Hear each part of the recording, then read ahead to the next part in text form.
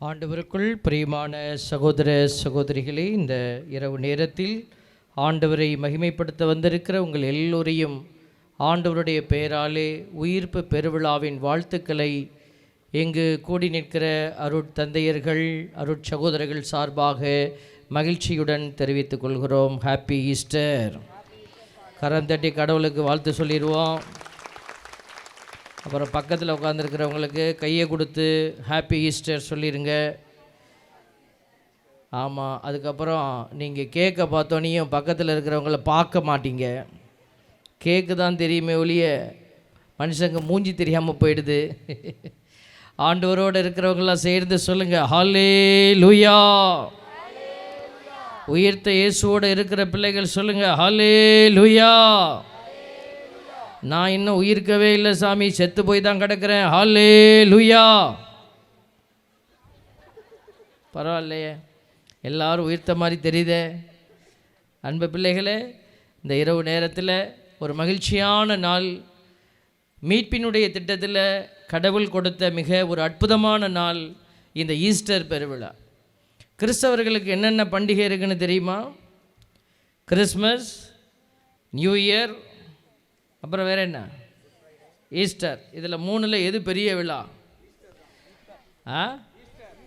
Christmas சாமியா? அதையெல்லாம் விட எல்லாமே சிறப்பு தான். கிறிஸ்தவர்களுக்கு ஒரு அடையாளத்தை கொடுக்கிற ஒரு விழா உண்டு என்று சொன்னால் அது உயிர்ப்பு பெருவிழா. Praise the Lord. நீங்கள் சொல்லலாம், யாராவது உங்கள் கிறிஸ்தவ மதத்தில் எது உங்களுக்கு ஸ்பெஷல் ஃபீஸ்ட்னு கேட்டால் இதை தான் நீங்கள் சொல்லணும்.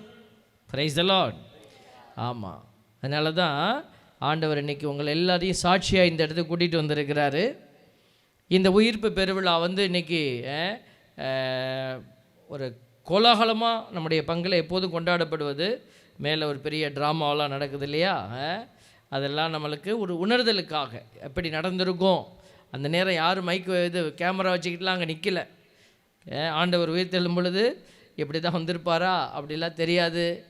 நேரங்கள் காலங்கள் தெரியாது. அதனால தான் நம்ம பிள்ளைங்களுக்கெல்லாம் சில விஷயங்கள் புரியாது.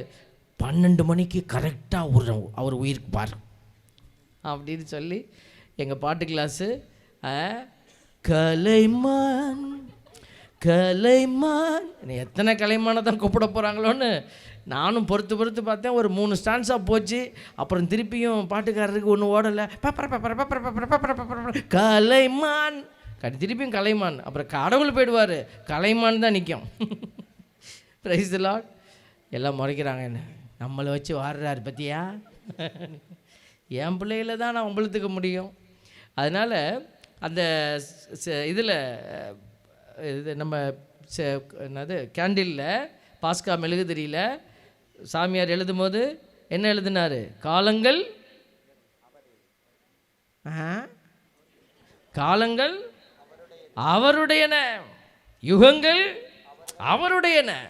Is beyond the time and limit.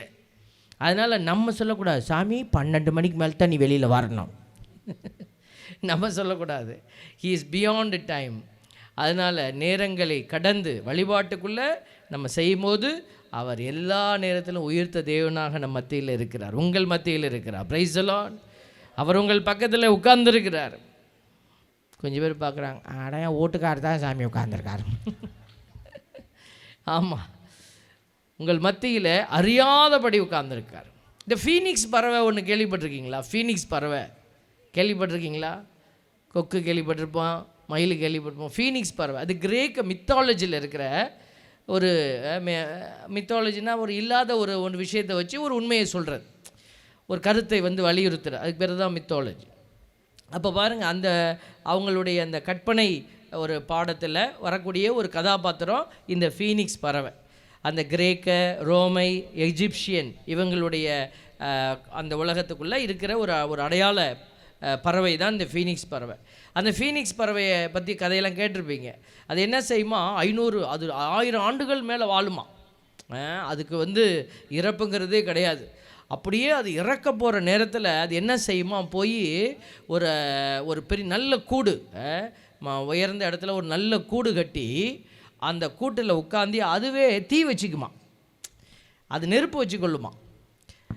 இருக்குதான்னு கேட்காதீங்க, இது மித்தில் வராது, எல்லாம் இது ஒரு கற்பனை உலகத்துக்குள்ளே அவங்க கொடுத்துருக்கிற ஒரு அடையாள பறவை. இது எங்கே இருக்குதெல்லாம் கேட்கக்கூடாது. அப்போது அந்த பறவை தீ வச்சுக்கிட்டு அது முழுசாக சாம்பலாகி போகிற நேரத்தில் அது ஒரு புது பறவையாக உருவெடுத்து பறந்து செல்லுமா அப்படிங்கிறது அதனுடைய மித்தாலஜி. அப்போது இந்த அடையாளத்தை வந்து எங்கே பார்க்குறாங்க, எதுக்கு அவங்க ஒரு அடையாளத்தை ஒப்பிடுறாங்க. இது எதற்கு அப்படின்னா ரீபர்த், மறுபிறப்பு. அப்புறம் வந்து ஒரு மீண்டும் எழக்கூடிய ஒரு ஆற்றல் உள்ள ஒரு அடையாளம். அடுத்ததாக அவங்க பார்க்குறாங்க நம்பிக்கை, இம்மோர்டாலிட்டி, அதாவது இறப்பே இல்லாத ஒரு அடையாளமாக அதை வைக்கிறாங்க. அப்போ இந்த காரியத்தை எல்லாம் இந்த ஒரு அடையாளத்தில் அவங்களுடைய எண்ணங்களை வந்து ஒரு அடையாளப்படுத்தி இருக்கிறாங்க.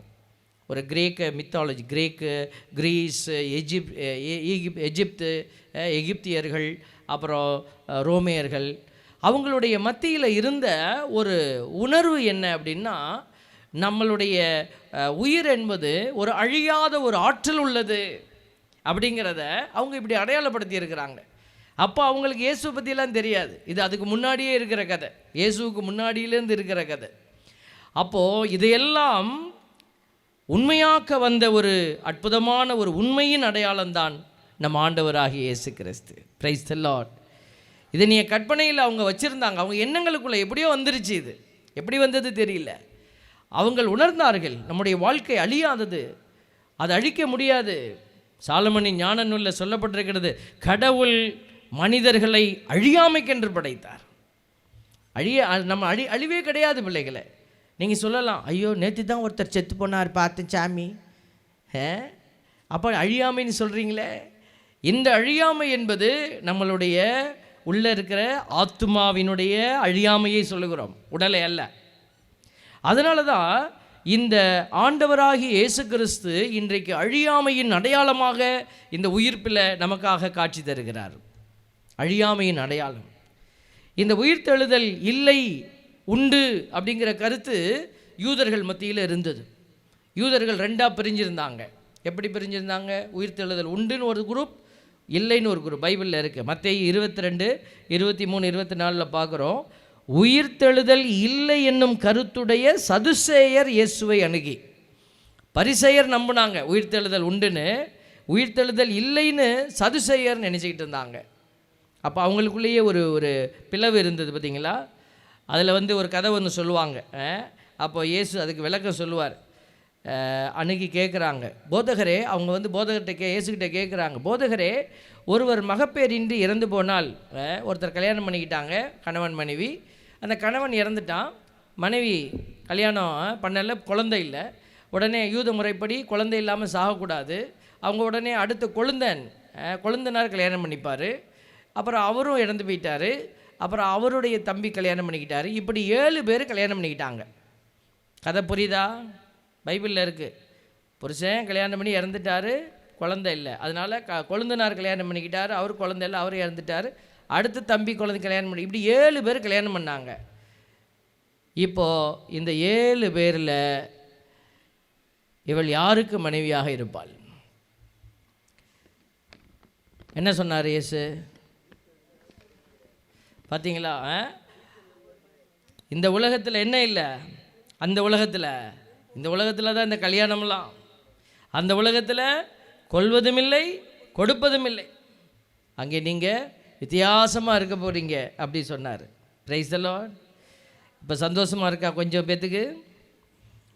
ஒருத்தர் இதை சொல்லும் போது சொன்னார், ஃபாதர் இப்போ இப்படி சொல்லிட்டீங்க, நான் என் மனைவியை இழந்து 20 வருஷமாக நான் காத்திருக்கிறேன், மோட்சத்தில் போய் என் பொண்டாட்டியை பார்க்கணுன்னு, நீங்கள் இப்படி திடீர்னு சொல்லிட்டீங்க, பொண்டாட்டியை பார்க்க முடியாதுன்னு அப்படின்னு அவர் ஒரு வயசானவர் எந்திரிச்சு கேட்டார். நீங்கள் எல்லாம் என்ன சொல்லியிருப்பீங்க? நான் சொன்னேன், ஐயா அங்கே போய் பொண்டாட்டியை பார்த்தீங்கன்னா உன் மாமனார் மாமியார் பக்கத்தில் நிற்பாங்களே, பரவாயில்லையான்னு. மாமனார் மாமியார் வந்துட்டா அவங்க வங்குஸ்தாரெலாம் வந்துடுவாங்களே, அப்புறம் அப்படி அது எப்படி மோட்சமாக இருக்க முடியும்? தேவ பிள்ளைகளே, அதனால தான் ஆண்டவர் அந்த இடத்துல ஒரு வித்தியாசமான உறவை அந்த இடத்துல அடையாளப்படுத்துகிறார். இந்த உயிர்த்த ஆண்டவர் இன்றைக்கு நமக்கு அடையாளப்படுத்துகிற ஒரு அடையாளம் வெறும் இயேசு என்கிற அடையாளம் அல்ல, உயிர்த்த இயேசு அடையாளத்தை அல்ல, அதை கடந்த ஒரு அடையாளத்தை ஆண்டவர் இந்த உயிர்ப்பிலே நமக்காக வச்சிருக்கிறார் பாருங்க. அதனால தான் இந்த உயிர்ப்பை நீங்கள் புரிந்து கொள்ள வேண்டும். ஆண்டவர் விரும்புவதா தான். இதை வெறும் அடையாளத்தில் இன்றைக்கி நிறைய பேர் இந்த இடத்துல செயல்பட்டு இருப்பீங்க. பாட்டு கிளாஸ், இந்த என்னது யூடியூபர்ஸ், இங்கே மேலே டெக்கரேட்டர்ஸ், இந்த இடத்த அலங்கரித்தவங்க எல்லாருமே, இந்த அலங்காரமாக வந்திருக்கிற நீங்கள் எல்லாம் ஓகே. இதை தொடர்ந்து நடக்க போகிற வாழ்க்கையில் நீங்கள் எப்படி வாழப்போகிறீர்கள்? உயிர்த்த இயேசுவின் சாட்சிகளா அப்படிங்கிறது தான் கேள்வி. எத்தனை பேர் ஞாயிற்றுக்கிழமை கோயிலுக்கு வர போகிறீங்க? எல்லாம் செஞ்சிட்டேன் சாமி, உயிர்ப்பு விழாவை பெஸ்ட்டாக கொண்டாடிடுவேன், அதுக்கப்புறம் அடுத்த ஈஸ்டருக்கு தான் வருவேன் அப்படின்னு சொன்னால் நீ இயேசுவுக்கு சான்று பகர்கிற பிள்ளை அல்ல, அவரை அவமானப்படுத்துகிற எதிர் கிறிஸ்து, அந்த கிறிஸ்து. ஆண்டவர் வெறும் ஷோ காட்டுறதுக்காக அவர் உயிர் தெழவில்லை, பாடுகளை பட்டு சாகவில்லை.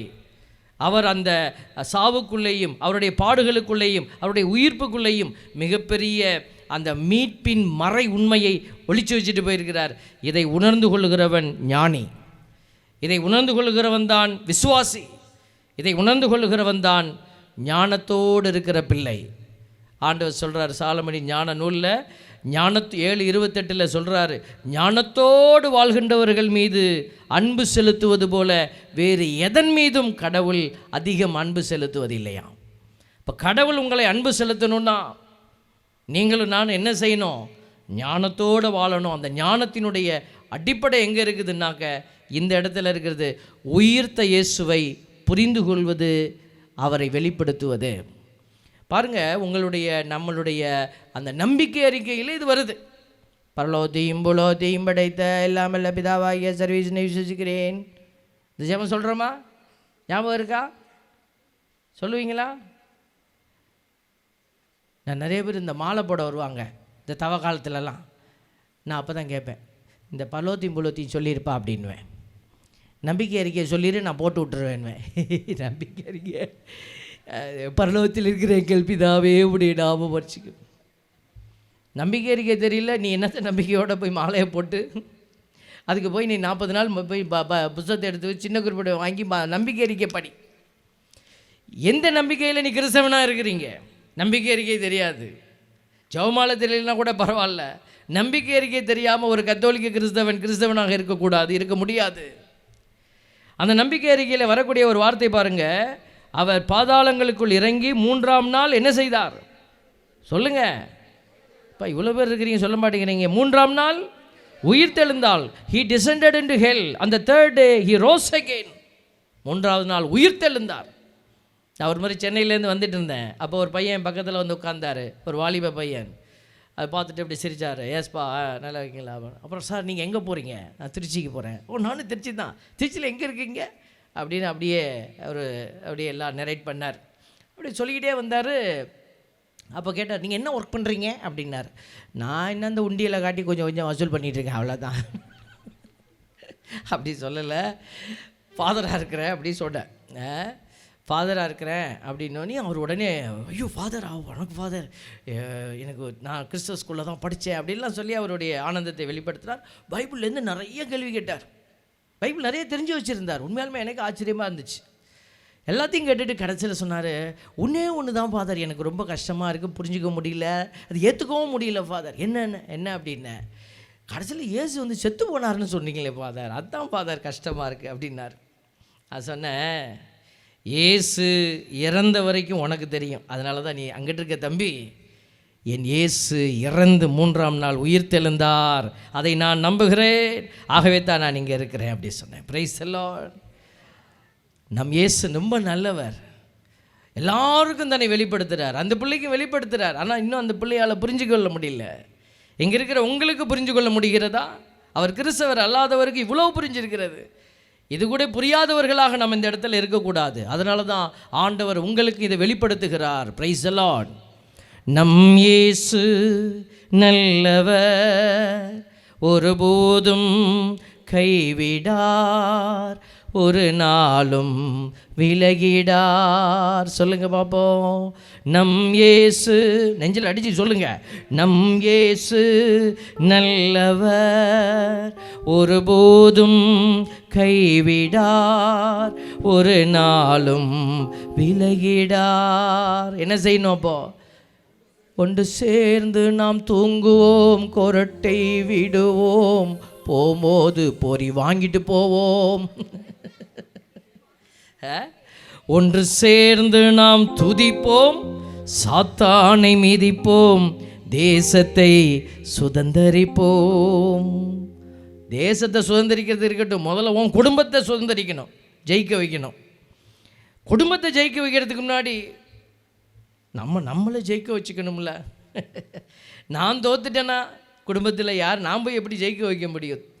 அதனால தான் ஆண்டவர் இன்றைக்கி உங்கள் எல்லாரையும் ஆண்டவர் கூப்பிட்டு கொண்டே இருக்கிறார். Praise the Lord.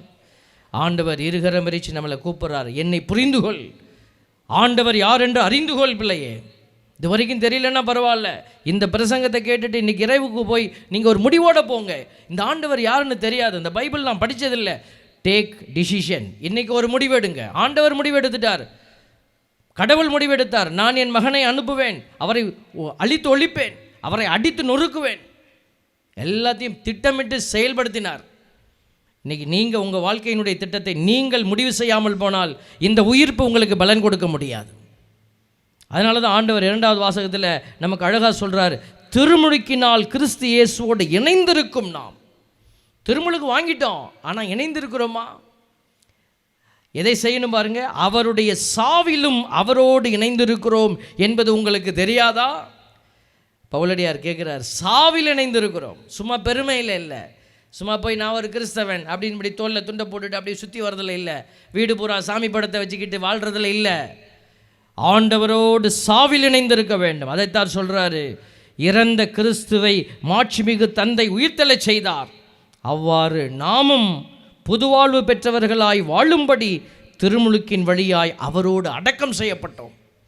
அப்போ ஆண்டவர் என்னத்தை கேட்குறாருன்னு புரிந்து கொண்டால் தானே நீங்கள் அதை போய் செய்ய முடியும், நல்லதை செய்து கெட்டதை விலக்கி வாழ முடியும். என் அன்பு பிள்ளைகளே, ஆண்டவர் நமக்கு கொடுக்குற அழைப்பு இதுதான், கிறிஸ்துவோடு நாம் இறந்தோமாயின். நல்லா புரிஞ்சுக்கிட்டீங்களா? கிறிஸ்துவோடு இறந்தோமாயின் அவரோடு வாழ்வோம் என்பதே நாம் கொண்டுள்ள நம்பிக்கை. அப்போ இந்த இரவு வேளையில் நல்ல செய்தி சாமியார் சொல்லுவார் அப்படின்னு கேட்டு வந்திருக்கிறீங்களே, பவுலடியார் சொல்கிறாரு, கிறிஸ்துவோடு மரிப்பதற்கு நீ தயார் என்று சொல்லிவிட்டு போகணும். எப்படி சாமி மரிக்கிறது? முதல்ல ஆண்டவர் எப்படி செய்தார், என்ன செய்தார்? அவர் வாக்குறுதியின்படி வாழ்ந்தார். ஆண்டவர் உங்களுக்கும் வாக்குறுதியின்படி உங்களை தெரிந்தெடுத்திருக்கிறார். கிறிஸ்தவர்கள் எல்லாரையும் விட வித்தியாசமானவர்களாக இருக்கணும்.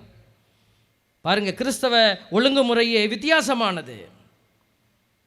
அது வெறும் அடையாளத்திலே மட்டுமில்லை, அதை தாண்டியது. அதனால தான் கிறிஸ்தவர்களுடைய எண்ணிக்கை கம்மியாகவே இருக்குது.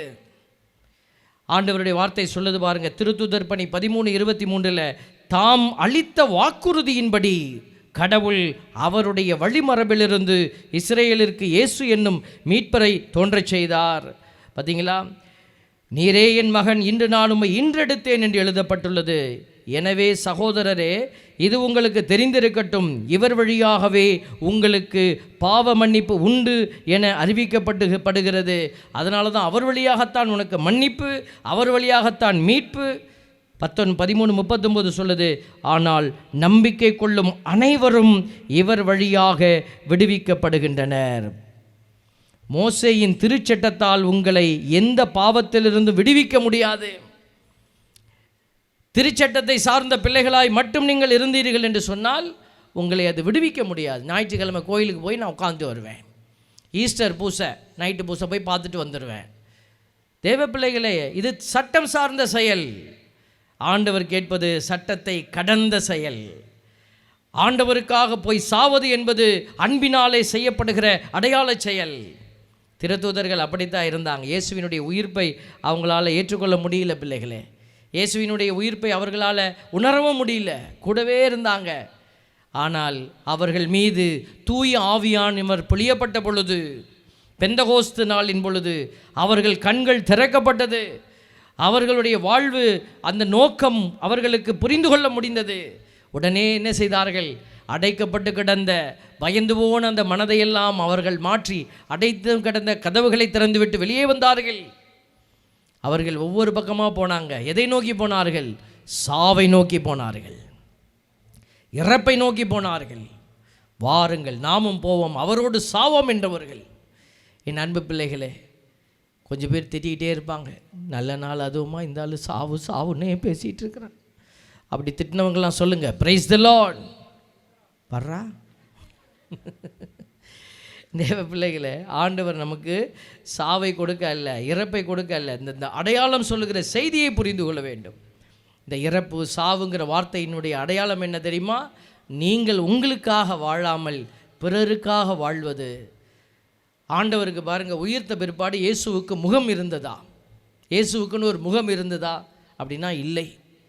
இயேசுவுக்கு உயிர்ப்புக்கு முன்னாடி, பாடுகள் படுவதற்கு முன்னாடி ஒரு முகம் இருந்தது.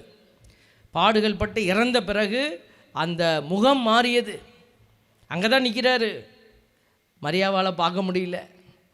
எங்கே வைத்திருக்கிறீர் அப்படின்னு வேதனையோடு கேட்குறாங்க. அவர்கிட்டே போய், என்ன ஆண்டவரை எங்கே வைத்திருக்கிறீர்? மரியா அப்படின்னாரு.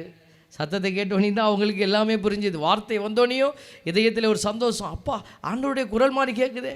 ரபின் ஓடி வந்து கட்டி பிடிச்சிக்கிட்டாங்க. முகம் மாறிடுச்சு.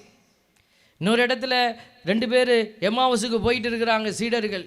ரொம்ப வேதனையோட, என்னப்பா எல்லாம் முடிஞ்சு போச்சுப்பா, இந்த மனுஷனை நம்பிட்டு இருந்தோம்ப்பா, எல்லாம் மாறிட போகுதுன்னு நினச்சோம் அப்படின்னு புலம்பிக்கிட்டு போனவங்க மத்தியில் இயேசு அப்படியே கூடவே வந்துட்டு இருக்கார். என்னப்பா பேசிட்டு போகிறீங்க அப்படின்னு அவர் கேட்குறாரு. அப்போ அவங்க சொன்னாங்க, என்னப்பா உனக்கு தான் தெரியாதா, அந்த இயேசு அப்படி அரைஞ்சிவிட்டாங்கப்பா, எல்லாம் போச்சுப்பா, நம்பிக்கை எல்லாம் போச்சுப்பா. என்னடா நம்பிக்கை போச்சு? இறைவாக்கின நூலை ஒழுங்காக வாசியா? பைபிளை ஒழுங்காக வாசியா? என்ன எழுதியிருக்கு? அவர் 3ஆம் நாள் உயிர் தெழுவார். போய் சொல்கிறா அப்படின்னு பாருங்கள். அப்போ கூட அவங்களுக்கு சொல்லும் பொழுது அவருடைய இதயமெல்லாம் பொங்கி எழுந்ததாம் மகிழ்ச்சியில். அதுபடியே உணர்ந்தார். எஸ், ஆமாம், அவர் சொல்கிறது சரிதானே. அப்போ கூட அவங்களால புரியல இவர் இயேசு தான் போகிறாருன்னு. அவர் முகம் மாறி இருந்தது. சீடர்களுக்கு முன்னாடி வந்து நிற்கிறார். அவர் இயேசுவாகத்தான் இருக்கும் என்று நினைத்தார்கள். அவர் முகத்தை வச்சு அவரால் கண்டுபிடிக்க முடியல. அப்போ இந்த இடத்துல நம்ம என்னத்தை உணர்ந்து கொள்கிறோம் பிள்ளைகளே? இயேசுவுக்கென்று ஒரு முகம் இல்லை, இயேசுவினுடைய முகமாக இன்றைக்கு இந்த சமூகத்தில் எத்தனையோ பேர் இருக்கிறார்கள். நீங்கள் அடுத்தவரை பார்க்கிற பொழுது உயிர்த்த இயேசுவின் முகமாக அவரை பார்க்க வேண்டும். நீங்கள் அவருக்காக உங்களை துறக்க வேண்டும், இழக்க வேண்டும். முதல்ல எங்கே ஆரம்பிக்கணும்? குடும்பத்தில் ஆரம்பிக்கணும். கைப்பிடிச்ச கணவன் மனைவி கிட்ட ஆரம்பிக்கணும். கையை பிடிச்சிங்களா? எல்லாம் என்னையும் ஒரு மாதிரி பார்க்குறான். ஏன் கையை இல்லைம்மா, வீட்டுக்கார கையை பிடிச்சிங்களா? பிடிச்சது தான் சாமி, இப்போ எங்கே உட்காந்துருக்காருன்னா தெரியல. ஏன் உங்கள் வீட்டுக்காரரை பக்கத்தில் உட்கார வைக்கல? நீங்கள் இங்கே வந்தாவது நிம்மதியாக இருக்கட்டுமே தான், கோயிலில் வந்தாவது ஒன்று நிம்மதியாக இருக்கு. முதல்ல வந்திருக்கிறாரான்னு தெரியுமா? உங்கள் மனைவி வந்திருக்கிறாங்களான்னு உங்களுக்கு தெரியுமா? தேவ பிள்ளைகளை, சேரிட்டி பிகின்ஸ் அட் ஹோம். நல்ல விஷயங்கள் குடும்பத்தில் ஆரம்பிக்கணும். நம்ம பெற்றவங்களை பிள்ளைகள் அன்பு செய்யணும். கஷ்டமாக தான் இருக்கும், ஏன்னா அவங்க உங்களுக்கு எப்போதுமே கரெக்ஷன் கொடுத்துட்ருக்குறாங்க. அதனால தான் பெத்த தாய்க்கு குழந்தைகளால் ஒரு முத்தம் கொடுக்க முடியாது. பெத்த தாய்க்கு என்றைக்காவது, பிள்ளைங்க நிறைய பேர் இருக்கிறீங்க, என்றைக்காவது போய் அம்மா ஐ லவ் யூன்னு முத்தம் கொடுத்துருக்கீங்களா? அப்பா கஷ்டப்பட்டு உழைச்சிட்டு வர்றாரு, வாய் பேசாத மனுஷன். என்ன நடந்தாலும் வெளியில் சொல்லாமல் வீட்டில் வந்து உங்களுக்கு பிடிச்ச பக்கோடாவையும் பிரியாணியும் வாங்கிட்டு வந்து கொடுத்துட்டு உட்காந்துருப்பார். அந்த அப்பாவுக்கு என்றைக்காவது ஒரு முத்தம் கொடுத்துருப்பீங்களா? ஃபோனை எடுத்துக்கிட்டு எவனுக்கோ எவனுக்கோ நீ முத்தம் போடுறிய, இமோஜியில் முத்தம் போடுற, வாயில் மூஞ்சிலெல்லாம் முத்தம் வச்சு ஒரு பொம்மை வச்சுருக்கான், அதை போட்டு விட்றது. I want to kiss you. சில கன்றாவி எதுக்கு எனக்கு அனுப்புது, அது எதுக்குன்னு தெரியல. நான் கூப்பிட்டு கேட்பேன், ஏம்மா என்னத்துக்குமா அந்த படத்தை அனுப்பி? இல்லை சாமி, எல்லோரும் அனுப்புகிறாங்க சாமி, அதான் நான் உனக்கு அனுப்பிவிட்டேன். அம்மா அது அது அது முத்தம் எங்கெங்கே வச்சுருக்குதோ அங்கெல்லாம் நீ வைக்கணும், ஓகேவா அப்படின்னு. ஐயோ அப்படின்னு. உலகம் ஏமாத்தும் பிள்ளைகளே, ஆண்டவர் உன்னை ஏமாற்ற மாட்டார். அவர் நல்லவர். Praise the Lord. அவர் சொன்னார், நானே வழி, நானே சத்தியம், நானே உண்மை சொன்னாரா இல்லைங்களா? நானே வழி, நானே சத்தியம், நானே ஜீவன் மகனே, உனக்கு நானே வழி, நானே சத்தியம், நானே ஜீவன் மகளே. என்னாலன்றி உனக்கு விடுதலை இல்லை, என்னாலன்றி உனக்கு மீட்பும் இல்லை. நான் தருவேன் சமாதானம், நான் தருவேன் உனக்கு சந்தோஷம். ஆண்டவருக்காக சாவேன்னு நீங்கள் போனீங்கன்னா உங்களுக்கு கிடைக்கும் சமாதானம், சந்தோஷம். அதான் ஆண்டவர் சொல்கிறார், என் பொருட்டு எவன் வாழ்வை இழக்கிறானோ அவன் தான் வாழ்வை பெற்றுக்கொள்ள போகிறான். அப்போ நீங்கள் வாழ்வை இழக்கிறதுனா என்னது? இதுதான். போய் தூக்கு மாட்டி சாவது அது இல்லை, மருந்து குடித்து சாவ சொல்கிறாரா? இது இல்லை. அர்த்தத்தோடு இயேசுவை போல நீங்கள் உங்கள் வாழ்வை இழந்து நிற்கிற பொழுது நீங்கள் உயிர்ப்பின் ஆண்டவருக்கு சான்று பகர்வீர்கள். Praise the Lord. ஹல்லேலூயா சொல்லுங்கள். ஒரே ஒரு முறை சொல்லிடுங்க, ஹல்லேலூயா. தூங்குறவங்கெல்லாம் சேர்ந்து சொல்லுங்கள், ஹல்லேலூயா. இயேசுவே ரட்சியம். போ. தூங்குறவங்கெல்லாம் சொல்ல சொன்னால் இவ்வளோ பேராக சொல்கிறது பரவாயில்ல. ராத்திரி நேரம் கொஞ்சம் அசத்தும். நம்மளை கேட்காம நம்ம கண்ணு மூடப்படாது. கண்ணு மூடும் போது வாய் திறக்குது. ஏன் தெரியுதா? பிசாசு வால் எடுத்து வாயில் வச்சு போடுறேன். ஓம் பாடி, ஓம் மைண்டு, உன்னுடைய ஆத்மா உனக்கு கண்ட்ரோலாக இருக்கணும். என் தேவ பிள்ளைகளே, கடவுள் நம்மளை எல்லாம் காப்பாற்ற விரும்புகிறார். பிள்ளைகளே, தான் படைத்த ஆத்மா எதுவும் அழிந்து போயிடக்கூடாது. அதுக்கு தான் கடவுள் எவ்வளோ பெரிய திட்டம் பாருங்கள். நமக்கு திட்டம் எப்போ ஆரம்பித்தார் தெரியாதுங்க. ஆனால் பைபிளின்படி ஆபிரகாமில் ஆரம்பித்தார். பைபிளில் வந்து ஆபிரகாமில் தான் இந்த மீட்பு திட்டத்தை நம்ம புரிஞ்சு கொள்ள முடிகிறது. அங்கே பேச ஆரம்பித்தார். கடவுள் கொஞ்சம் கொஞ்சமாக அந்த மீட்பு திட்டத்தை அவர் நிறைவேற்றி கல்வாரி மலையில் அந்த மகனை கையளித்து அவர் இந்த உலகத்திற்கு சான்று பகர்ந்தார். கடவுள், பிள்ளைகளே, நான் உன்னை அன்பு செய்கிறேன். கடவுள் எங்கே சொன்னார் உன்னை அன்பு செய்கிறேன்? எங்கேயாவது பைபிளில் இருக்கா? நீ தேடி பார்க்க வேண்டாம். கல்வாரி மலையில் இதோ ஆண்டவர் சொன்னார், இவர்கள் அறியாமல் செய்கிறார்கள், இவர்களை மன்னியும் என்றாரே, அங்கே வெளிப்பட வேண்டும். எல்லாம் நிறைவேறிற்று என்று சொன்னாரே, அங்கே தந்தையினுடைய அன்பு மகனில் வெளிப்பட்டது. தந்தையே உமது கையில் என் ஆவியை ஒப்படைக்கிறேன் என்று சொல்லி ஒப்படைத்தாரே. ஆவியை மட்டுமல்ல, அந்த ஆவியில் கிடந்த அத்துணை ஆத்துமாக்களையும் ஆண்டவர் தந்தை இடத்தில் ஒப்பு கொடுத்தார். Praise the Lord. ஆண்டவர் இதோ இப்படித்தான் தந்தை, மகன், தூய் ஆவி 3 பேரும் சேர்ந்து தான் இந்த மீட்பு திட்டத்தை நிறைவேற்றி இருக்கிறாங்க. பிள்ளைகளே, அதுதான் நம்ம ரொம்ப ஆச்சரியமாக பார்க்குறோம். கேட்டகிசம் ஆஃப் தி கேத்தலிக் சர்ச்சில் அந்த கத்தோலிக்க மறைக்கல்வியல் என்கிற நூலில் இந்த அருமையான செய்தி சொல்லப்பட்டிருக்கிறது. இது இயேசுவினுடைய வேலை மட்டுமா? இல்லை. இந்த மீட்பு திட்டம், இந்த உயிர்ப்பினுடைய அடையாளம் தந்தையினுடைய முழுமையான திட்டம். மகன் வழியாக தூயாவியினுடைய இணைப்பால் நடந்திருக்கிற மிகப்பெரிய அற்புதம். அதனால தான் இந்த சாவை அறிவிப்பது தான், இயேசுவினுடைய உயிர்ப்பை அறிவிப்பது தான் நம்ம எல்லோருடைய கடமை. அது எப்படி? வார்த்தையால், நம்முடைய செயல்களால். அவனை நான் மன்னிக்கிறேன், அவன் எனக்கு பெரிய துரோகம் பண்ணிட்டான், அவனை நான் மன்னிக்கிறேன். ஏன் மன்னிக்கணும்? என் ஆண்டவர் என்னை மன்னிச்சார். அதான் உயிர்ப்பின் சான்று. இதோ அவன் எனக்கு இப்படி துரோகம் செய்தான், நான் அவனுக்கு துரோகம் செய்ய முடியாது. ஏன்னா நான் கிறிஸ்தவன். அன்பு பிள்ளைகளே, குடும்பத்திலே ஆரம்பித்து உங்களுடைய சபைகளிலே, உங்களுடைய இந்த பங்கு சமூகங்களிலே நீங்கள் இந்த அன்பை பரவி நீங்கள் எடுத்து செல்லுங்கள். கண்டிப்பாக நீங்கள் உயிர்த்த இயேசுவின் சாட்சிகள். ஆண்டவர் இதைத்தான் நமக்கு சொல்லிக்கொண்டே இருக்கிறார். ரோமையர் 10:9 இயேசு ஆண்டவர் என வாயார அறிக்கையிட்டு. நிறைய பேருக்கு வாயே வராது. இயேசு ஆண்டவர்னு சொல்லுனா அல்லேலியா சொல்லிப்பான். இதெல்லாம் வாயிலேருந்து வரலன்னா உள்ளுக்குள்ளே வேற ஒருத்தன் உனக்கு ராஜாவாக உட்காந்துருக்கிறான்னு அர்த்தம். யார் அது? சொத்தக்காரங்க தான். அதனால் நான் வாயார அறிக்கையிட ஆள்பட்டு சொல்லலை. பைபிள் சொல்லுது, ரோமையர் 10:9 இயேசு ஆண்டவர் என வாயார அறிக்கையிட்டு இறந்த அவரை கடவுள் உயிர்த்தெழச் செய்தார் என நீங்கள் உள்ளூர நம்பினால் மீட்பு பெறுவீர்கள். நம்புறதினுடைய அடையாளம் எங்க? நம்ம செய்கிற செயல்களில். இரக்க செயல், மன்னிப்பின் செயல், ஏற்றுக்கொள்கிற அந்த அருமையான பண்பு. பிரிவினை இல்லை, ஜாதிய ஒரு உணர்வு இல்லை, பொருளாதார பிரிவு இல்லை, எல்லாத்தையும் அரவணைக்கிற அந்த அன்பு உணர்வு. அங்கே தான் நீ என்ன செய்கிறீங்க? இயேசுவை ஏற்றுக்கொண்டு நம்புகிற பிள்ளைகள் கண்டிப்பாக மீட்பை பெற்றுக்கொள்ள போகிறீங்க. தேவ பிள்ளைகளே, ஆண்டவர் மரணத்தின் மீது வெற்றி, உங்களுக்கு மரணத்தை விடுவிக்கக்கூடிய காரியங்களின் மீது நீங்கள் வெற்றி கொண்டால், இதெல்லாம் மரணத்தின் காரியம்.